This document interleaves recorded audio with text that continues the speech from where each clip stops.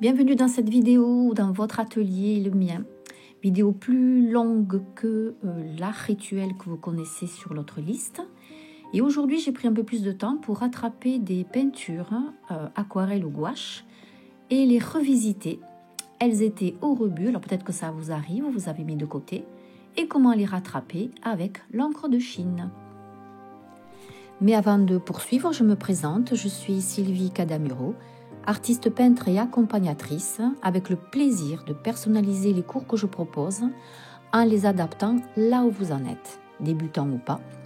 Mais l'essentiel, c'est de maintenir votre bien-être à créer parce qu'il favorise le progrès. Donc, on poursuit. Donc, avez-vous dans vos affaires une chemise remplie d'aquarelles ou de gouache qui sont mises au rebut à plus tard? Et ça sera l'occasion peut-être de les ressortir pour les revisiter, les raviver et revoir ce que vous pouvez faire avec une autre méthode en utilisant entre autres l'encre de Chine. Donc là, je vous présente quelques-unes de mes œuvres avec le avant l'encre de Chine et le après encre de Chine. Donc ça, l'encre de Chine, c'est ma proposition, c'est mon test à moi pour les raviver. Donc je prends l'encre et on y va pour la démonstration. J'ai donc repris dans ma chemise où j'avais mis des aquarelles dites au rebut, pas à la poubelle parce que là c'est fichu, si vous les avez jetées c'est terminé, mais gardez vos œuvres parce que vous pouvez avoir des surprises de les raviver. Et donc là c'est ce que j'ai fait, donc le pinceau aquarelle est utilisé aussi pour l'encre de Chine, évidemment que je vais bien nettoyer. L'encre de Chine est bien noire, n'a rien à voir avec l'aquarelle noire, qui est un noir beaucoup plus faible. L'encre de Chine, c'est extrêmement puissant. Et là, sur les palettes associées, adaptées à cet effet, je peux rechercher le noir pur et le noir avec un peu d'eau pour éclaircir les éléments de mon sujet.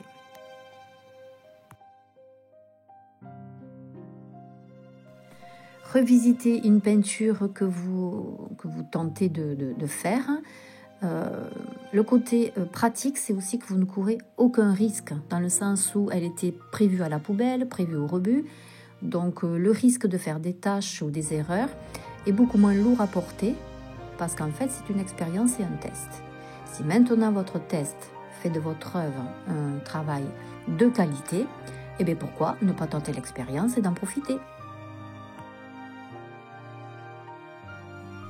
Comme j'aime bien pratiquer l'aquarelle, je connais un petit peu l'encre de Chine et je peux déposer, comme je le fais à l'aquarelle, des parties humides dans lesquelles l'encre va se diffuser, l'encre noire, sachant qu'elle sèche beaucoup plus vite que l'aquarelle, et de lui donner des nuances de gris, de noir différents pour que les valeurs et les contrastes de l'œuvre prennent naissance. Quand j'étais enfant, j'entendais souvent que c'était pas très bien de gaspiller ou de jeter, et que ce soit en famille ou à l'école.